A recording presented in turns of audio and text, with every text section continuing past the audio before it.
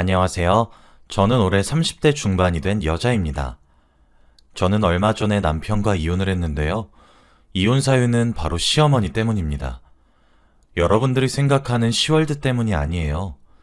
제 이야기를 들으시면 정말 깜짝 놀라실 겁니다. 저와 남자친구는 연상연하 커플이에요. 저보다 2살 어린 남자친구는 저를 항상 믿고 제 말을 잘 따라주었어요. 제 성격상 제 말을 믿어주고 토 하나 달지 않고 따라주는 이 남자가 너무 좋아서 결혼까지 생각했던 것 같습니다.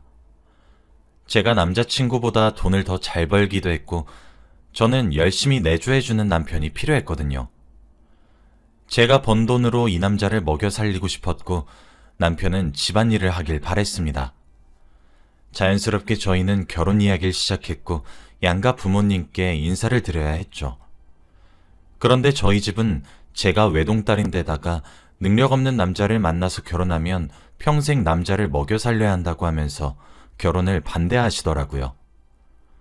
부모님 마음으로는 제가 남자친구보다 더 능력 좋고 돈 잘 버는 남자와 결혼하길 바라셨던 것 같아요. 사실 그땐 전 세상 물정도 몰랐고 이 남자가 아니면 제 말을 잘 따라줄 남자는 세상 어디에도 없을 것 같았습니다. 그리고 콩깍지가 씌어서 고집 피웠죠. 지금 생각해보면 왜 그랬나 후회되긴 하네요. 아무튼 저희 부모님은 극구 반대하면서 이런 사위는 사위로 받아들이고 싶지 않다면서 차라리 이런 남자랑 결혼할 바에는 평생 혼자 살라고 하셨습니다. 그런데 저는 제 뜻을 굽히지 않았죠. 부모님도 제가 한다면 하는 사람인 걸 아셨고 저는 몇 달 동안 부모님과 냉전 상태였습니다. 냉전 상태 동안에 남자친구의 집에 인사를 드리러 갔어요. 남자친구는 어릴 적에 부모님이 이혼하셔서 어머니와 단둘이 산다고 하더라고요.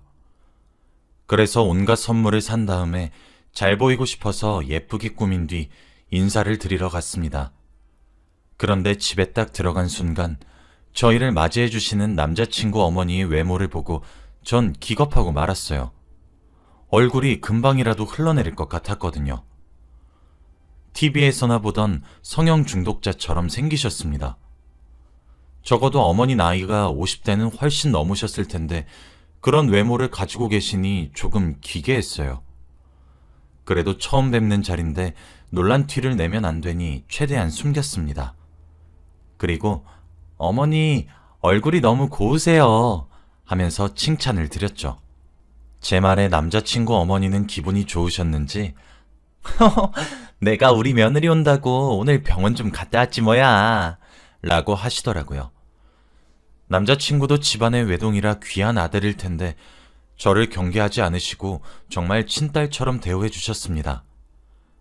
식사를 하는데 반찬도 제 밥그릇에 올려주시고 제가 주방에 가서 일손을 도우려고 하면 원래 귀한 손님은 앉아 있어야 한다면서 제가 아무것도 하지 못하게 하셨습니다.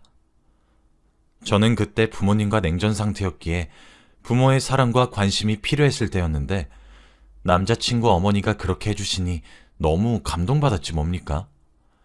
이런 시어머니라면 정말 행복한 결혼 생활이 될 것 같았습니다. 처음에는 어머니의 외모만 보고 선입견을 가졌는데 오히려 저희 부모님보다 저를 더 살뜰히 챙겨주시고 소중히 다뤄주셔서 제 편견은 눈 녹듯이 사라졌죠.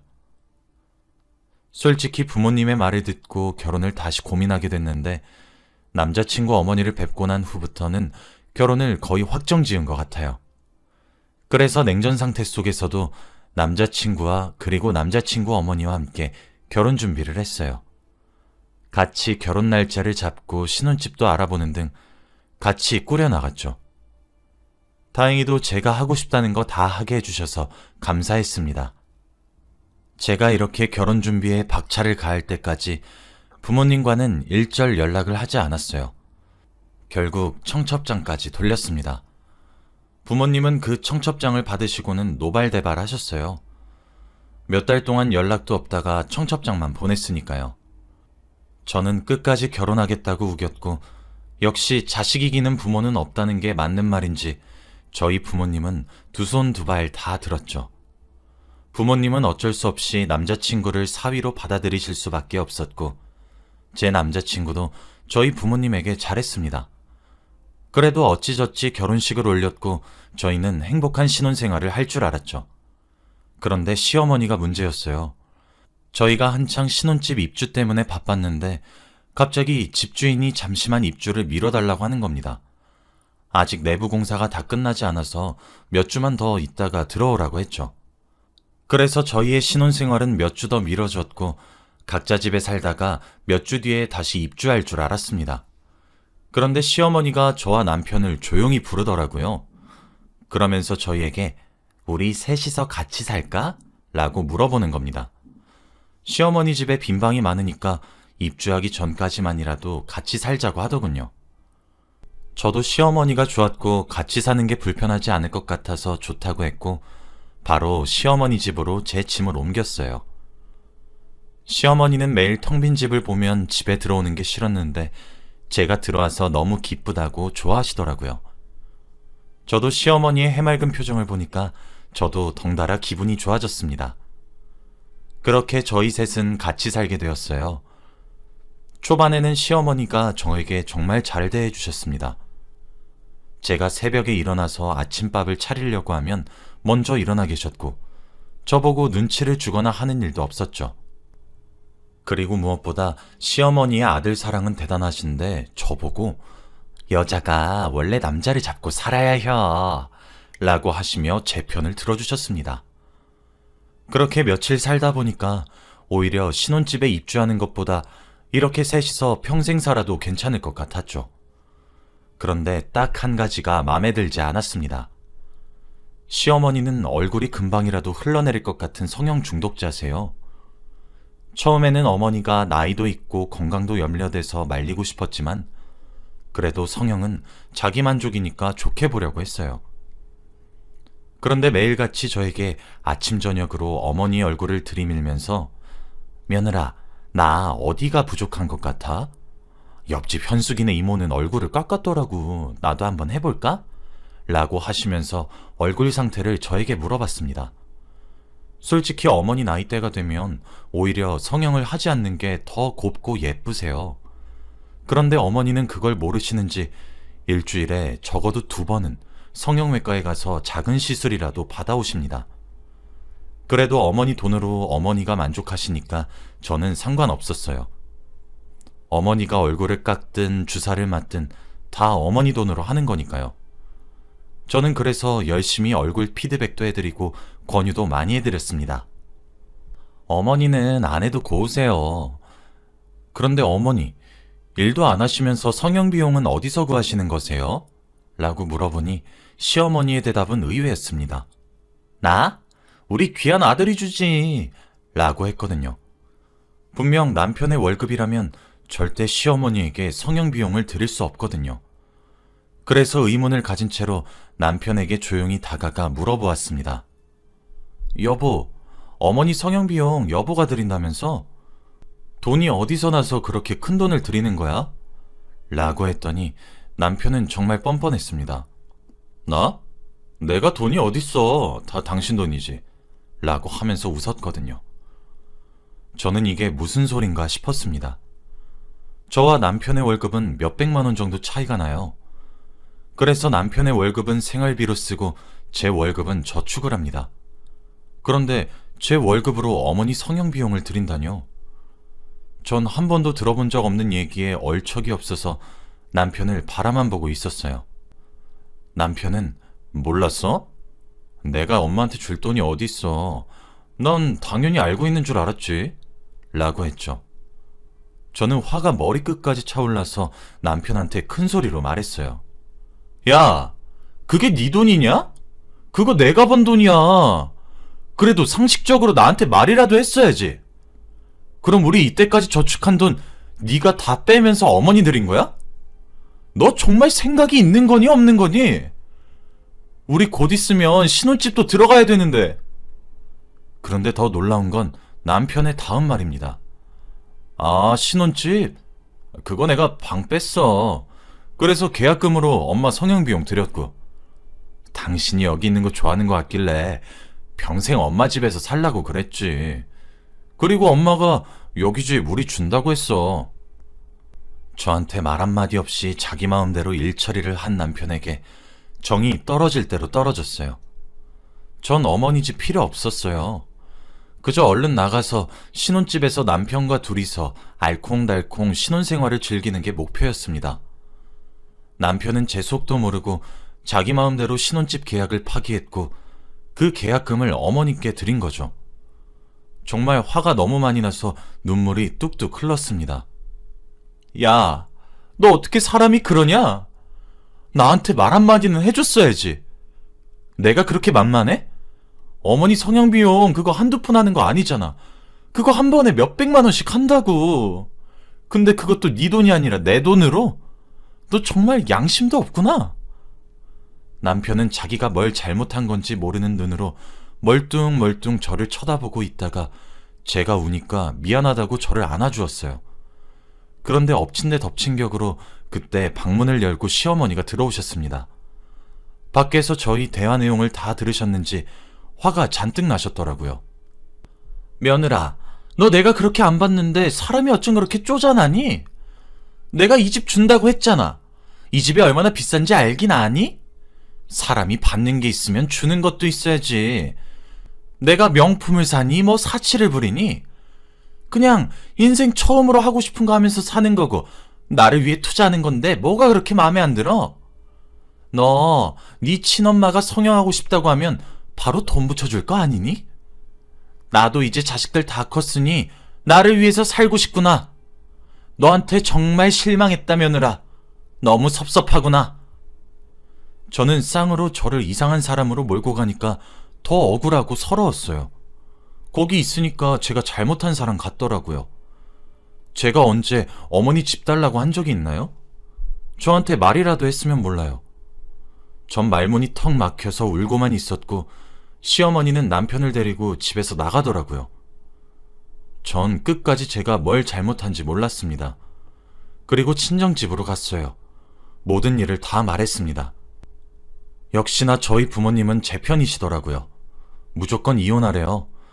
그때 엄마와 아빠가 결혼 반대했을 때 안 듣고 뭐 했냐고 하더군요. 그리고 저는 이때까지 제 돈을 얼마나 시어머니한테 드렸는지 확인해 봤어요. 그런데 몇 천만 원이나 되더라고요. 전 그 숫자를 보고 뒷목을 잡았어요. 저는 남편과 시어머니를 신고하기로 결심했고 그 전에 남편을 만났습니다. 이혼하자고 하려고요. 저는 남편에게 연락을 해서 만나자고 했습니다. 그런데 남편은 제가 사과를 하러 올 줄 알았는지 기세등등한 표정이더라고요. 저는 그 사람에게 우리 이혼하자라고 말을 꺼냈습니다. 제 말을 듣고 남편은 깜짝 놀라서는 왜 그러냐며 목소리가 떨린 채로 말하더군요. 나 방금 네가 너희 엄마한테 얼마나 돈 붙였는지 확인했는데 내 돈만 몇 천만 원이더라? 곧 있으면 억 단위가 될 것 같던데. 너 내가 네 엄마랑 같이 고소할 거야. 너 이거 사기인 거 알지? 남편은 제 말을 듣고 제 손을 붙잡으면서 제발 딱 한 번만 봐줘. 엄마가 외모를 가꾸기 시작한 데는 다 이유가 있단 말이야. 제발 이라고 하더군요. 저는 도대체 어떤 이유 때문에 남의 돈을 쓰면서까지 성형을 할 정도로 중독 증세가 되었는지 궁금했습니다. 그래서 물어보니 남편이 하는 말은 의외더라고요. 저는 시어머니와 시아버지가 이혼하신 데는 단순한 이유인 줄 알았습니다. 그런데 그게 아니라 시아버지의 외도로 끝이 난 거라고 하더군요. 시아버지가 젊은 여자와 바람이 났는데 그게 시어머니한테 들켰대요. 그런데 오히려 적반하장으로 당신 얼굴이 그따위로 생겨서 내가 예쁜 애들만 만나는 거 아니야. 내가 바람 안 피게 하려면 당신이 예쁘면 돼. 제발 당신도 스스로를 좀 가꾸고 살아. 내가 밖에서 당신 남편이라고 하면 얼마나 쪽팔리는 줄 알아? 그렇게 이혼하고 싶으면 이혼해. 라고 하면서 여자의 자존심을 지하 끝까지 떨어뜨리셨대요. 전 그 말을 듣고 솔직히 마음이 아팠어요. 같은 여자가 봐도 정말 충격적인 말이었거든요. 이 말을 들은 시어머니는 그때부터 외모에 집착을 하시기 시작하셨대요. 여보, 우리 엄마 너무 불쌍하지 않아? 나도 처음엔 그만하라고 예쁘다고 했는데 시간이 지날수록 남들과 비교하는 것도 많아지고 그러면서 자기 얼굴을 너무 깎아내려. 우리 엄마 자기 상처를 보듬어주기 위해서 성형하는 거야. 딱 한 번만 봐줘. 내가 미안해. 전 남편의 말을 듣고 조금 흔들렸어요. 저도 외모에 대한 콤플렉스가 있어서 성형을 조금 한 얼굴이거든요. 그래서 어머니의 마음을 더 이해할 수 있었습니다. 남편과 다시 합치기 전에 약속을 했어요. 앞으로 모든 일을 다 말하기로요. 저는 다시 어머니 집으로 들어갔고 어머니와 사이를 조금 풀기 위해 데이트를 신청했어요. 어머니와 같이 쇼핑도 하고 맛있는 것도 먹으면서 지낸다면 다시 예전처럼 사이도 좋아질 것 같았고 어머니에게 충분히 지금도 아름다우시다고 꼭 말씀드리고 싶었거든요. 그렇게 어머니와 하루 종일 놀기로 했습니다.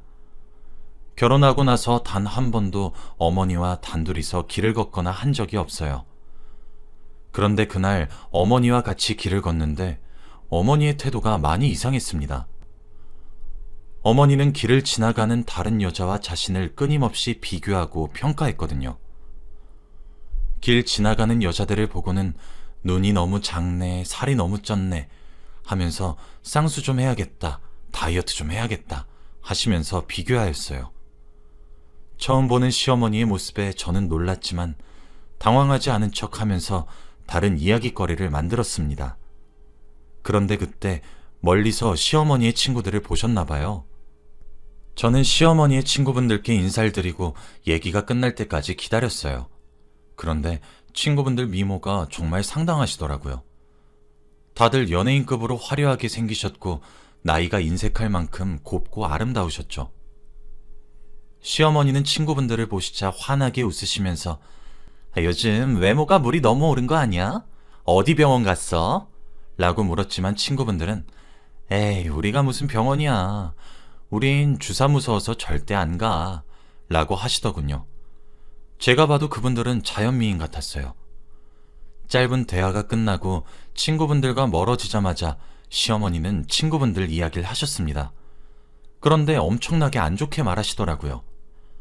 얼굴이 예쁘면 뭐해. 성격이 지랄 맞아서 남편들이랑 이혼하고 헤프게 사는 주제. 얼굴 예쁜 거 다 필요 없다. 그치? 그래도 쟤네보단 내가 더 낫지 않냐 며느라? 라고 하셨죠. 어떻게 얼굴색 하나 안 변하고 그런 말을 할 수 있나요? 친구분들과 헤어지자마자 뒷담화를 하시는 시어머니를 보고 혹시 제 앞에서는 저에게 잘 대해주셨는데 제가 없을 때는 저를 그렇게 말하고 다니실까봐 겁이 났습니다. 그날은 여차저차 넘어갔어요. 저번에 크게 한번 싸우고 나니까 시어머니와 예전만큼은 친하게 못 지내겠더라고요. 그리고 다른 사람들과 비교하고 험담하는 모습을 보니까 더 정이 떨어졌고요. 시어머니는 그 뒤로 얼굴뿐만 아니라 전신 성형까지 했습니다. 지방 흡입 수술까지 하셨죠. 저는 거의 반포기 상태였습니다. 어머니는 저와 남편이 그만하라고 해도 절대 그만두시지 않았거든요. 그런데 우연히 집안 청소를 하다가 사진 한 장을 발견했어요. 남편은 외동아들이라 누나 형제가 없고 집안에 있는 여자는 시어머니뿐인데 전혀 다르게 생겼거든요. 저는 그날 남편 지갑에서 발견했기에 어떤 여자냐고 따져 물었습니다. 그런데 남편의 대답은 충격적이었어요. 바로 시어머니라고 했거든요. 전혀 다른 사람이라고 해도 믿을 만한 정도로 지금의 시어머니의 모습이 전혀 보이지 않았습니다. 속으로 얼마나 뜯어 고쳤으면 이렇게 사람이 바뀌었나 싶었죠. 남편 몰래 그 사진을 휴대폰 카메라로 찍어뒀습니다. 나중에 혹시 불리한 일이 생기면 그걸 쓰려고 했죠. 여전히 시어머니는 얼굴에 집착했고 제게 늘 다음은 어디를 성형할지 물어보셨습니다. 솔직히 어머니의 옛날 얼굴이 더 자연스럽고 예뻐 보였어요. 그래서 저는 단도직입적으로 말했습니다. 어머니, 이제 성형 그만하세요. 어머니 그렇게 돈 많이 들이셔도 안 예뻐지시는 거 아시잖아요. 저 어머니 성형 전 사진 보고 솔직히 누군지 못 알아봤어요. 저는 어머니의 옛날 얼굴이 더 예쁜 것 같아요. 어머니 지금 웃는 것도 부자연스러우시고 어색해요. 이제 그만하시고 자기 얼굴에 만족하세요. 말하면서도 너무 심하게 말한 건가 싶어서 걱정되긴 했는데 역시나 시어머니는 상처를 받으신 것 같더라고요. 옆에서 늘 쫑알쫑알대던 시어머니는 그 물적해지셨고 아무 말도 하지 않으셨습니다. 그런데 옆에서 듣고 있던 남편이 화를 내더라고요. 여보, 엄마한테 못하는 소리가 없어. 내가 버는 돈으로 해드리는 거니까 여보는 엄마한테 그런 말 할 자격 없어. 라고 하더군요. 다시 과거의 일이 떠올랐고 저는 뒤통수를 한 대 맞은 기분이었습니다. 남편은 시어머니에게 조금이라도 잘못하면 과하게 반응했거든요. 과거에 제가 다시 남편에게 붙잡혔던 게 후회가 되면서 부모님이 머릿속에 스쳐 지나갔어요. 저는 바로 집으로 돌아갔습니다. 물론 이혼도 했고요. 그리고 마지막으로 복수하기 위해 저번에 찍어둔 어머니의 성형전 사진을 어머니 친구분들에게 보내드렸어요. 그 뒤로는 어떻게 된지 모릅니다. 남편한테 배신당하고도 속는 셈 치고 다시 돌아갔더니 역시 사람 쉽게 바뀌지 않네요. 비록 어머니 성형 비용으로 들어갔던 제 몇천만 원은 조금 아깝긴 하지만 그래도 기부한 셈 치려고요. 이제 남편은 제가 없으면 오로지 자기 월급으로 어머니를 먹여 살려야 하는데 과연 성형할 돈이 있을까요? 부모님은 잘 돌아왔다고 앞으로도 절대 돌아가지 말라고 신신당부하셨어요. 저도 물론 다시 그곳으로 갈 일도 없고요. 여러분들도 결혼하시기 전에 꼭 잘 알아보시길 바래요. 제 이야기는 여기까지입니다. 들어주셔서 감사해요.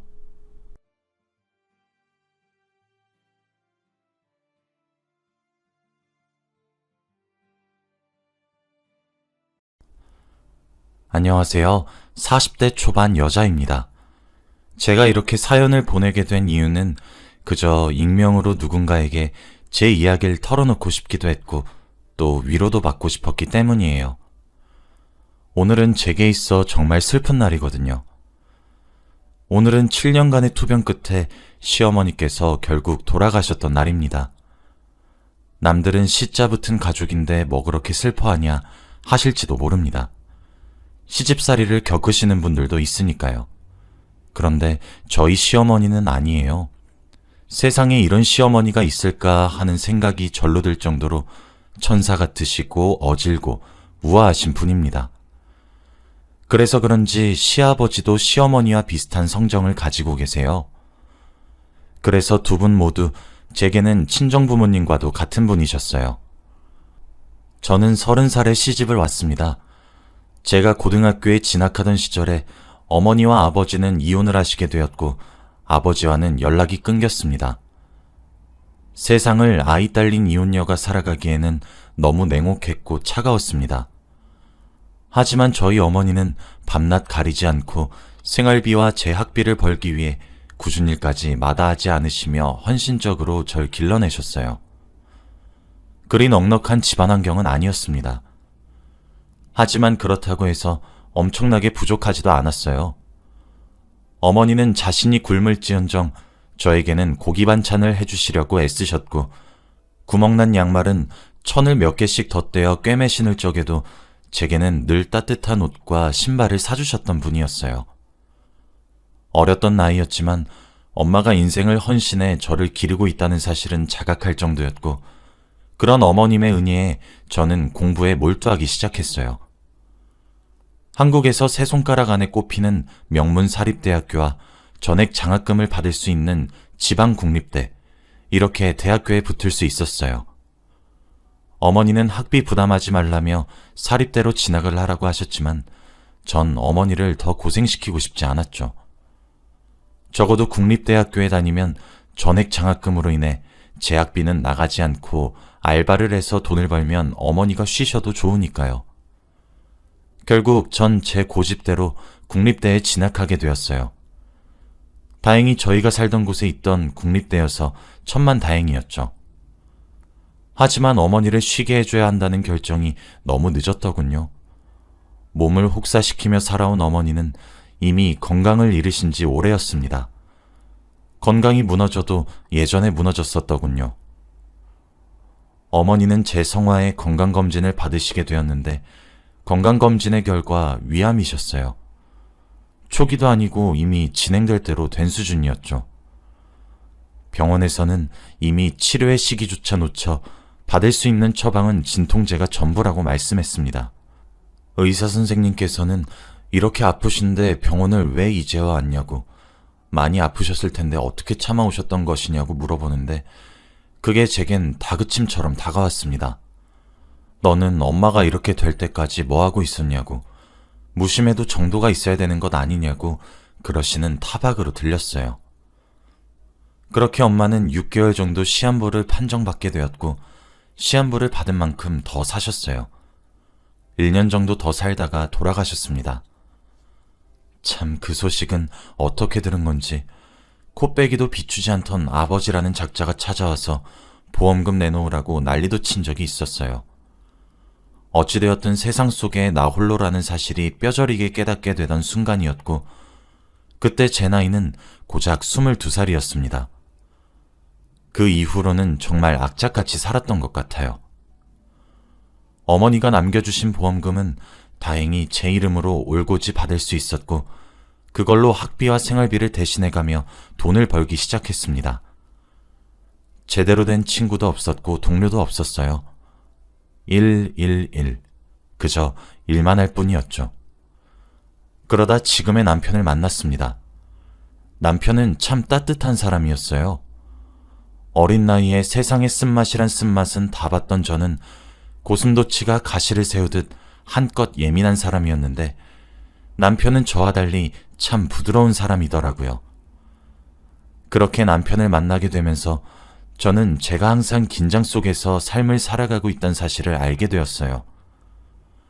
남편을 만나 몸의 긴장을 푸는 방법을 알게 되었고 사람을 다시 믿을 수 있게 되었고 참 많이 편안해졌습니다. 그랬던 남편에게 프로포즈를 받았던 날은 정말 잊지 못할 거예요. 기쁜 마음에 고개를 끄덕이며 청혼을 받아들였지만 걱정이 참 이만저만이 아니었습니다.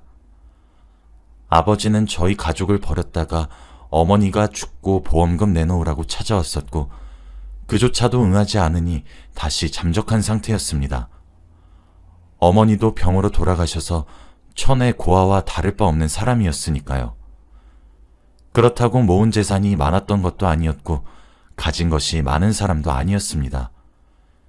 직업도 특출난 전문직 또한 아니었죠. 그저 평범한 사람이었어요.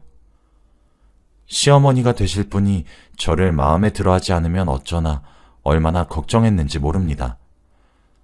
남편은 옆에서 괜찮다고 절 다독였지만 컴플렉스가 많다고 여겼던 저는 무조건 걱정만 앞서더라고요. 하지만 그 걱정이 무색할 정도였어요. 지금 생각을 해보면 남편을 그렇게 다정하게 길러내셨던 분들일 텐데 얼마나 좋으신 분들이었겠나 싶은데 당시엔 참 많은 걱정이 오고 갔죠. 인사를 드리러 갔던 날 시부모님과 인사를 나누었어요. 시어머니는 이야기 많이 들었다며 절 환대해 주셨고 시아버지도 절 웃으며 맞아주셨죠. 결혼 관련해서 이런저런 이야기가 오고 갔는데 참 저도 지금 생각해도 왜 그랬는지를 모르겠습니다. 약간 스스로 자격지심이 있는데 자꾸 저를 귀한 사람 취급을 해주니까 부담스러웠던 것인지 저는 그 자리에서 부모가 없다고, 한 사람은 돌아가셨고 한 사람은 있으나 마나한 사람이라고 얘기를 하면서 저도 모르게 엉엉 울었습니다. 인사를 드리러 갔던 날 초면의 말이에요. 제가 그렇게 행동한 것에 당황스러울 법도 하실 텐데 절 그저 꼭 껴안고 그동안 고생이 너무 많았다고 눈물 지어주신 어머님과 큼큼 헛기침을 하며 못 본 채 해주시다가도 제게 먹이시려고 물을 한 잔 떠다 주신 아버님이 어찌나 감사하고 고맙고 몸둘 바를 모르겠던지 제 남편이 누굴 닮아 이렇게 다정하고 행복한 사람인가 했는데 두 분을 꼭 닮았더라고요. 그렇게 저희는 결혼을 하게 되었어요. 결혼과 동시에 부모정을 일찍 포기할 수밖에 없었던 저는 부득불 시부모님을 모시고 살고 싶다는 생각이 들어 아파트를 해주신다는 것도 마다하고 시부모님과 합가를 시작했습니다. 다른 분들은 모르시겠지만 저는 합가를 한 것이 너무 행복했어요. 시아버지는 매일 저를 위해 주전부리를 사다 주셨어요. 여름엔 아이스크림, 겨울엔 붕어빵, 이런 식으로 말이에요. 아파트에 장이 서는 날이면 두 손 가득 먹거리를 사오셨죠. 물론 시어머니도 마찬가지셨어요. 제게 매번 귀한 공주라며 시부모님은 서로 경쟁하듯이 공주야 공주야 하며 저를 부르셨고, 합가 이후에도 제가 무슨 귀한 사람이라도 된 양 손에 물 한 방울 묻히는 것을 꺼려하는 두 분의 모습에 이런 게 사랑이구나 매번 느꼈습니다. 저보고 며느리가 아니라 막내딸이라 해주신 두 분들이 너무 좋았습니다. 남편에겐 위로 누나가 둘, 형남이 하나 있었는데 형님 세 분 모두 다 제게 너무 친절하게 대해주셨고, 우스갯소리로 형님들께서 누가 진짜 딸인지 모르겠네 하시며 투정도 부리곤 하셨어요. 그렇게 지난 6년간 분에 겨울 정도로 행복한 나날들만 보냈습니다. 저와 남편 사이에 3살 터울의 아이도 둘이나 생겼고, 시부모님께 응석도 부리는 막내딸처럼 지냈습니다. 제가 행복한 것이 불만이었던 것인지 제게 불행은 또 찾아왔어요. 시어머니께 치매가 찾아왔더군요. 처음엔 자주 깜빡깜빡거리시는 모습에 나이가 들어서 그러신가 보다 했어요. 우리도 한 번씩 정신이 없을 때 손에 휴대폰을 들고 휴대폰이 어디 있지? 하며 찾을 적이 종종 있긴 하니까요. 그런데 하루는 남편은 출장을 가고 시아버지는 볼일을 보러 지방에 내려가셨던 날이 있습니다. 회사를 마치고 집으로 오던 길이었는데 저희 집 현관 앞에 누가 쪼그려 앉아 있더군요. 누군가 눈에 눈물을 그렁그렁 매달고 있다가 저를 보자마자 폭포수처럼 쏟아내었는데 그 사람은 바로 시어머니셨어요. 너무 놀라 다급히 뛰어가니 비밀번호가 기억이 나지 않는다며 대성통곡을 하더군요. 가슴이 철렁 내려앉았습니다. 어머니를 모시고 집으로 데려왔고 진정시킨 후 재웠습니다. 얼마간 밖에 있었는지 몸이 얼음장처럼 차가운 것이 가늠도 되질 않았고 참 미치겠더군요. 그날 밤 급하게 회사에 내일 휴가를 내겠다고 연락을 드렸고 다음날 병원을 모시고 가야겠다고 생각하고 있었습니다. 남편과 시아버지는 모레나 돼서 올라올 수 있었거든요. 아침에 일어났는데 집에서 누군가 엉엉 우는 소리가 나더군요. 멍하니 누워있다 순간 어머님이 요즘 예사롭지 않단 생각이 들자 벌떡 일어나 울음소리가 나는 곳으로 찾아갔어요. 무슨 상황인가 하니 화장실에 시어머니가 벌거벗은 채로 있더군요. 샤워를 하고 싶은데 바디 샤워를 한 통이나 써도 거품이 나지 않는다며 엉엉 울고 있었습니다. 시어머니께 다가가서 확인해보니 바디로션을 타월에 짜서 몸에 문지르고 있더라고요. 너무 놀라 아무 소리 못한 채로 어머니를 조용히 씻겨드린 이후에 병원에 가자고 했습니다. 병원에 갔더니 정말 믿기 싫게도 제가 생각했던 그대로의 병명이었어요. 치매셨죠. 하늘이 노랗더라고요. 모든 가족에게 알렸습니다. 시아버지는 충격에 쓰러지셨고 형님 두 분도 말을 잇지 못하셨고 하나 있는 아주버님도 충격에 휩싸이셨죠. 막내 아들인 저희 남편이 어머니를 맡기로 했습니다. 저도 동의했고요. 그 길로 저는 어머니의 병간호를 위해 회사를 그만둘 수밖에 없었어요. 시아버지는 자신이 할 것이라며 제게 손을 벌리기 싫다는데 제가 어찌 가만히 있을 수 있었겠습니까? 그래도 다니고 있던 회사의 사장님과는 제가 대학을 졸업한 이후부터 함께 일을 해왔던 사이여서 그런지 알겠다고 하셨고, 그것도 모자라 이제 병원에서 지내게 되면 알게 모르게 돈이 정말 많이 빠져나갈 거라고, 그러니까 부업이라도 하라고 권유해 주셨어요.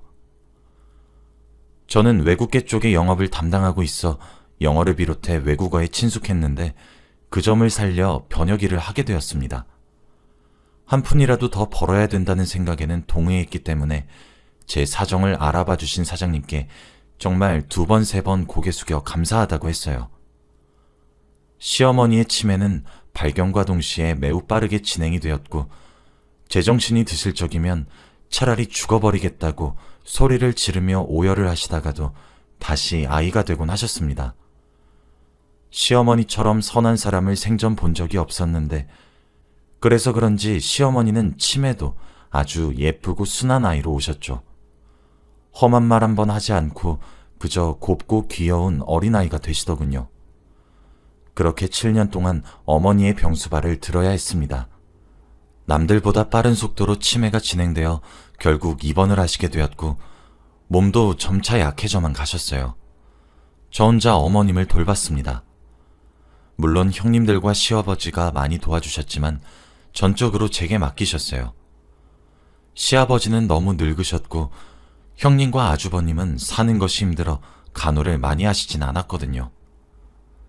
일을 그만두고 장장 7년씩이나 시어머니 곁에 찰싹 붙어 있었습니다. 똥오줌도 받아내야 했고 잘 씻지도 못하고 잘 먹지도 못했죠. 금쪽 같은 제 자식 새끼들 얼굴을 제대로 못 봤어요. 그래서 그런지 아이들이 엄마인 저를 참 낯설어 했죠. 매일 시어머니께 밥을 먹이고 실랑이를 해서 재운 이후에 겨우 식은 밥 한술 뜨던 것이 전부였습니다. 시아버지가 병원에 오시면 그제서야 집으로 돌아가 아이들 얼굴 한번 보고 밥 한번 차려준 것이 전부였고 그마저도 저녁엔 다시 병원에 가서 지내야 했어요. 시아버지가 밤을 지킬 순 없으니까요. 시간이 점점 지나니까 시어머니는 화장실도 가지 못하고 기저귀를 차시면서 생활해야 했고 점점 움직이지 못하고 침대에 누워서만 생활하는 날이 허다해졌습니다. 몸에 힘이 없어 대변도 제대로 누시지 못할 때가 많아졌고 그럴 때마다 장갑을 껴서 제 손가락으로 파내하는 일도 거의 매일이 되었어요. 그럼에도 불구하고 평생 이렇게 병수발 들 테니 살아만 있어달라고 기도할 수 있었던 것은 시부모님과 합가를 한 지난 6년이 제일 소중했기 때문입니다. 시아버지의 얼굴 기억 못하시는 시어머니는 자식이 몇 있냐는 질문에 아들 하나, 딸 셋이 있다고 대답하셨어요. 그러면서 막내딸이 제일 아픈 손가락이라고 하시는데 그 말을 듣고 얼마나 펑펑 울었는지 모릅니다. 매번 우리 딸 하셨던 것이 정말 빈말이 아니었던 거였고 제가 제일 아픈 손가락이었던 것이었어요. 저는 며느리가 아니라 이미 어머님께 막내딸이었던 거였죠. 그날 밤 어김없이 저만 병원에 남아 시어머니와 함께 잠을 청하고 있었는데 제게 그러시더라고요. 고맙다. 정말 고마워. 뭐가 그렇게 고마우세요? 그냥 다. 나는 네가 제일 좋다. 저도요. 저도 엄마가 제일 좋아요. 그리고 그 대화를 끝으로 그날 새벽 아무도 모르게 잠에 들듯 혼자 조용히 돌아가셨습니다. 다음 날 아침 일찍 일어나서 화장실에 갔다가 병실로 돌아왔는데 평소라면 아침에 일어나서 제게 아침은 언제 주냐고 닥달하시던 어머님이 누워서 조용히 계시더라고요. 본능적으로 느낌이 이상해 시어머니를 만져보니 숨을 쉬고 계시지 않으셨고 몸도 차가워졌습니다. 다급하게 담당의를 불렀지만 이미 늦었다는 대답만 들려왔어요. 장례를 치르는 동안 저는 그저 울기만 했습니다. 울다 지쳐 잠들었고 울다가 숨이 넘어가서 기절도 2번이나 했어요. 가장 빠릿빠릿하게 움직여야 하는 저는 어머님이 가시는 길조차 제대로 배웅해드리지 못했습니다. 어머님과 아버님을 꼭 닮아서 시집살이에 식자도 하지 않은 형님들과 아주버님, 그리고 어머님만큼 절 사랑해주신 시아버님까지 우리 앞으로 행복해지자 다짐하며 그렇게 어머니를 아주 힘들고 힘들게 보내드렸습니다. 시어머님이 돌아가신 이후에 시아버지도 무너지셨습니다. 항상 태상 같으셨던 분이셨는데 어깨가 그렇게 작으실 줄 몰랐어요. 시어머니를 잃으신 이후 알아놓으신 시아버지를 보며 저는 애원했어요. 엄마도 그렇게 가셨는데 아빠마저 그렇게 가실 거냐고, 내 얼굴 봐서 힘내달라고 아주 어린이가 떼를 쓰듯 엉엉 울면서 애원했죠. 시아버지도 제 말에 그제서야 힘을 내고 일어나셨어요. 오늘은 딱 어머님이 돌아가신 지 1년째 되는 날이고 오늘 어머니를 모신 절에 다녀왔습니다. 오늘은 하늘에다가 빌고 왔어요. 제게 어미의 정을 베풀어 주신 저의 친어머니와 시어머니 둘 다 다음 생에는 제 아이로 태어나게 해달라고 말이에요. 이번 생에 받은 그 무한한 사랑 다음 생에 내가 꼭 같이 베풀어 드릴 테니 제발 다음 생에에도 또 만나게 해달라고 그렇게 빌고 왔습니다. 시아버지는 기운을 많이 차리셨어요. 형님들과 아주버님도 마찬가지고요. 하루는 형님들과 아주버님이 따로 제게 찾아와서 고맙다고 하더라고요. 사실 아주버님은 자영업을 하시는데 가게가 그렇게 안정적이지 못합니다. 형님 두 분도 마찬가지고요. 아등바등 사시는 분들이시거든요. 그런데 어머니를 그렇게 보내면서 7년 내내 저 혼자 몹쓸 고생시켜 미안하다고, 그래서 고맙다고 하더군요. 사는 게 바빴다는 것도 어찌 보면 핑계일 수 있다고, 이해해줘서 고맙고 이해할 수밖에 없게 만들어서 미안하다고, 제 덕분에 엄마를 잘 보낼 수 있었다고, 그러니 우리 이제 형님 동서 하지 말고 언니 동생, 오빠 동생 하자고 하시면서요. 그렇게 저는 새로운 가족이 생겼습니다. 저는 여전히 시아버지와 함께 살고 있습니다. 형님들과 아주버님과 잦은 왕래를 주고받고 있으며 우애 좋고 서로 이끌어주며 당겨주며 지내려고 노력합니다. 시아버지도 저를 딸로 받아들이셨습니다. 처음엔 부끄러워하시더니 이젠 제게 곧잘 우리 딸이라며 호칭 지어 부르시곤 하시네요.